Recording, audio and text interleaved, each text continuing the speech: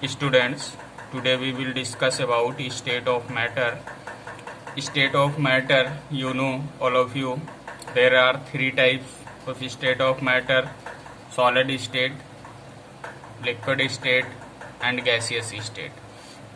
Now in this chapter we will discuss about gaseous state. Now come to point, intermolecular forces. You know, all of you, all state of matter divided on the basis of intermolecular forces. There are many intermolecular forces in particles और atoms. हम लोग जानते हैं कि intermolecular forces means atoms के बीच में जितना ज़्यादा फोर्सेस होगा वो सॉलिड फॉर्म करेगा. अगर कम फोर्सेस हैं, इंटरमोलिकुलर फोर्स कम है, लिक्विड होगा. अगर बिल्कुल नहीं है, इंटरमोलिकुलर फोर्स जीरो है, then it form gaseous form. Okay, तो आज हम लोग बात कर रहे हैं इंटरमोलिकुलर फोर्सेस. ये रियल में है क्या ये इंटरमोलिकुलर फोर्सेस?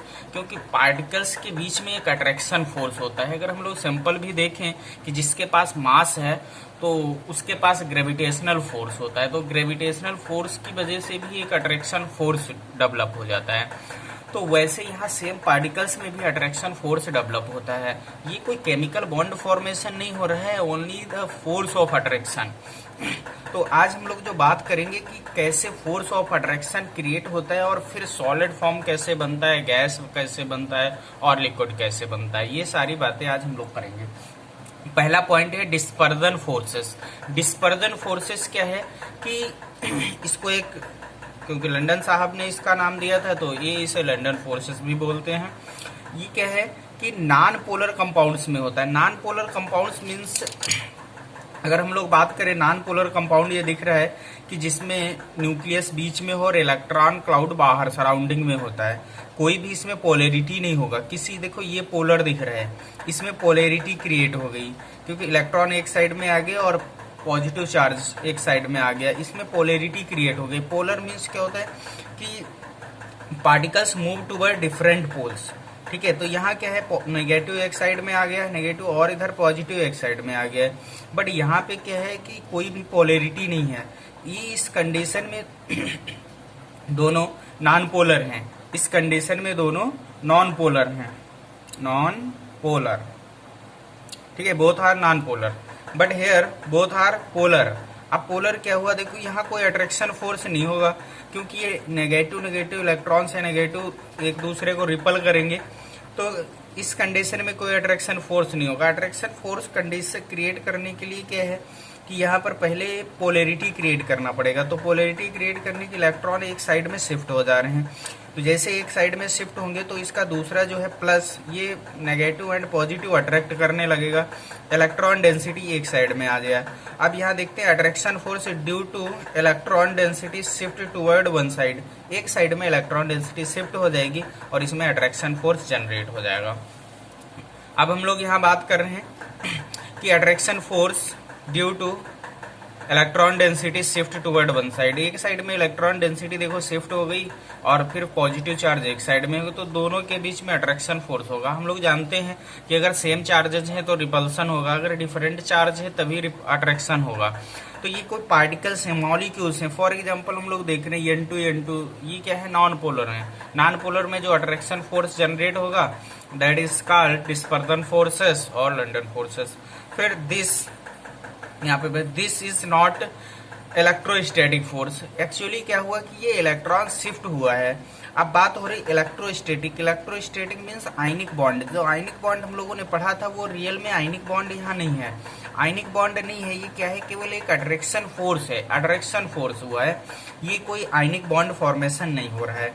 नेक्स्ट क्या है, distance between two particles should be approx 500 picometre.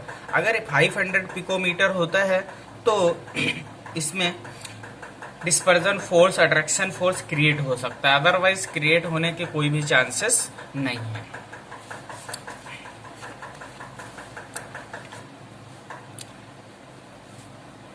Next हम लोग सेकेंड फोर्स के बारे में बात करेंगे, dipole forces.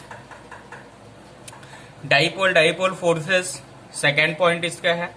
This type of force attract present in polar compounds, polar देखो इस फॉर एग्जांपल ये Cl देख रहे हैं, ये Cl पोलर है, Cl इलेक्ट्रॉन की डेंसिटी एक साइड में ज्यादा, Cl साइड में ज्यादा है, मोर इलेक्ट्रोनेगेटिव है, और हाइड्रोजन पॉजिटिव है, तो इलेक्ट्रॉन डेंसिटी इस साइड में ज्यादा शिफ्ट हो जा रही है।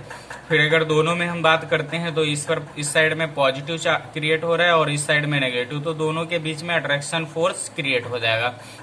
ठीक है, force of attraction due to different charges. Force of attraction कैसे होगा, क्योंकि हम तो जानते हैं कि यह Cl है। अब सिंपल सा है कि Cl की इलेक्ट्रोनेगेटिविटी ज्यादा है, इलेक्ट्रॉन Cl साइड में शिफ्ट हो जाएगा। जैसे इलेक्ट्रॉन Cl साइड में शिफ्ट होगा तो वो नेगेटिव चार्ज हो गया, अपोजिट साइड में पॉजिटिव चार्ज हुआ है। अब दोनों पार्टिकल्स के बीच में अट्रैक्शन फोर्स हो गया, अब negative and positive attraction force generate हो जाएगा। तो ये अट्रैक्शन फोर्स है। अब क्योंकि कंपाउंड डाईपोल का है तो इसलिए इसको डाईपोलर फोर्सेस बोलते हैं, डाईपोल फोर्सेस, या इसको पोलर कंपाउंड्स। ये पोलर कंपाउंड्स, पोलर मॉलिक्यूल्स इस टाइप के जितने हो गए, पोलर मीन्स है जिसपे चार्ज पहले से क्रिएट हो। जैसे आपने NaCl देखा है, NaCl में पहले से ही चार्ज क्रिएट होगा, NaCl में भी अट्रैक्शन फोर्स होगा। दूसरा देखें अदर भी, सपोज क्लोरोफॉर्म है, ऐसे कंपाउंड्स हैं जिनमें हल्की पोलैरिटी क्रिएट होती है।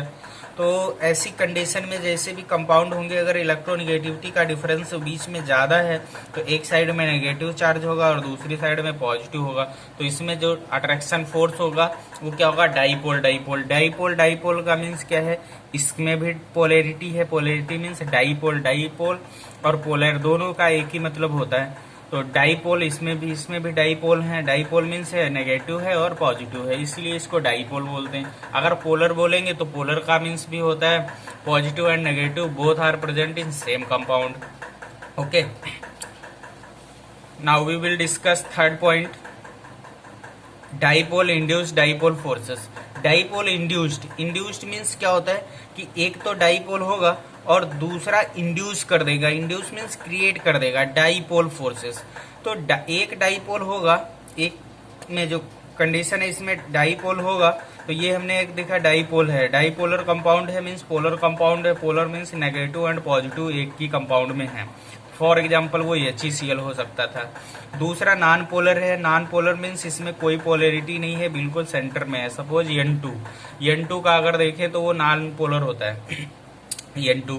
ये अगर एग्जांपल इसका देखें तो N2 में कोई पोलैरिटी नहीं है क्योंकि ट्रिपल बॉन्ड होता है, तो ये N2 हो गया, इसमें कोई भी पोलैरिटी नहीं है।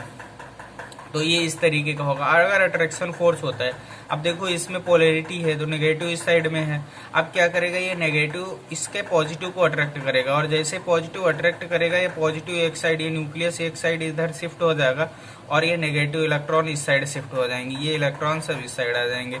जैसे इलेक्ट्रॉन इस साइड शिफ्ट होंगे तो इधर पॉजिटिव आ जाएगा और नेगेटिव साइड क्रिएट हो जाएगा, अट्रैक्शन फोर्स क्रिएट हो जाएगा।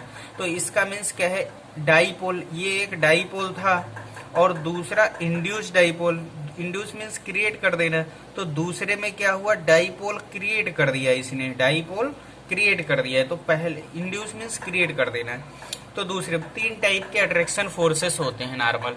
ये कोई केमिकल बॉन्ड फॉर्मेशन नहीं है, कोई केमिकल बॉन्ड नहीं है, these are only attraction forces between the particles. Okay, now come to next point, fourth point, attraction forces. अब ये है hydrogen bonding, you have study hydrogen bonding, hydrogen bond, okay, hydrogen bond means this is the only attraction force between hydrogen and 3 atoms, that is nitrogen, oxygen and fluorine is called hydrogen bond।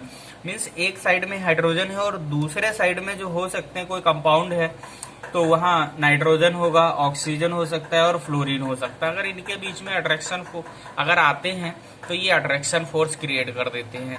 Simple सा है कि attraction force between hydrogen and 3 atom, that is nitrogen, oxygen and fluorine. Now enthalpy of hydrogen bond 10 to 100 kilo joule per mole है। 10 to 100 means क्या है कि अगर ये nitrogen का बॉन्ड है वीक होगा, ये उससे थोड़ा स्ट्रांग होगा और ये मोर स्ट्रांग है, तो ये बॉन्ड डिस्टेंस सबसे ज्यादा है, तो ये 100 के अप्रॉक्स होगा।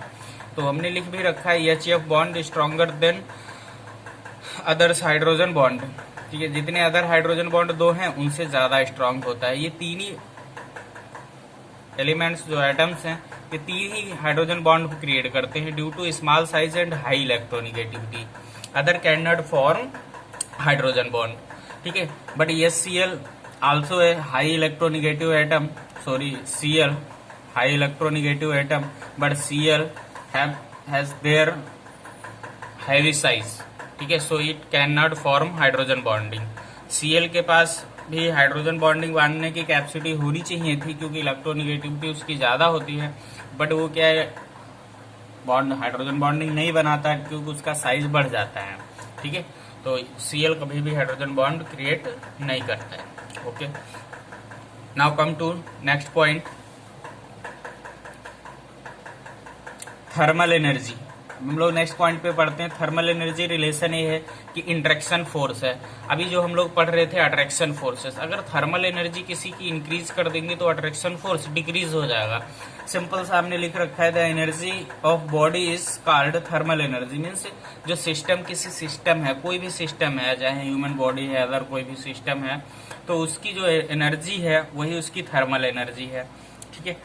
फिर it is arises bye motion of atoms और पार्टिकल्स। देखो किसी की थर्मल एनर्जी क्रिएट कैसे होगी, क्योंकि उसमें कोई मोशन होगा, मोशन पार्टिकल्स में होगा, तभी उसकी इंटरनल एनर्जी इंक्रीज हो जाएगी।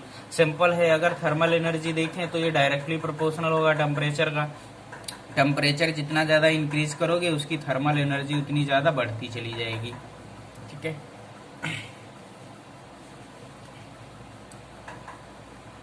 Now come to next point, intermolecular forces versus thermal energy. देखो इसमें थर्मल इंटरेक्शन दे रखा है तो हम लोग थर्मल एनर्जी लिखा है क्योंकि सिंपल सी बात हम लोग समझ रहे हैं इंटरमॉलिक्यूलर फोर्सेस। तो सिंपल सी पॉइंट की intermolecular forces versus thermal energy. तो इंटरमॉलिक्यूलर फोर्स क्या है कि एटम्स के बीच में अट्रैक्शन फोर्स है, जो अभी हम लोग पढ़ रहे थे, एटम्स और मॉलिक्यूल्स कंपाउंड्स के बीच में अट्रैक्शन फोर्स है। तो वो अट्रैक्शन फोर्स अगर आपने टेम्परेचर बढ़ा दिया तो अट्रैक्शन फोर्स उसका कम हो जाएगा। कि आपने देखो कि जैसे कि वाटर है, वाटर को अगर आपने हीट कर दिया तो वो वेपर फॉर्म में चेंज होना स्टार्ट हो जाएगा, मीन्स गैसियस फॉर्म में स्टार्ट हो जाएगा। तो उसका जो इंटरमॉलिक्यूलर फोर्स है, इंटरमॉलिक्यूलर फोर्स ऑफ अट्रैक्शन उसका डिक्रीज हो जाएगा। सिंपल सामने लिखा है यहाँ पे, intermolecular forces keep the molecules together. Together means एक पास रखते हैं। Thermal energy increases with decreases intermolecular forces in substances results solid converted into liquid then after gases। तो गैसेस में अगर ज्यादा थर्मल एनर्जी बढ़ाएंगे तो सॉलिड पहले लिक्विड में जाएगा, लिक्विड फिर वो गैसियस फॉर्म में चेंज हो जाएगा। And last point, gaseous state. Okay, thank you.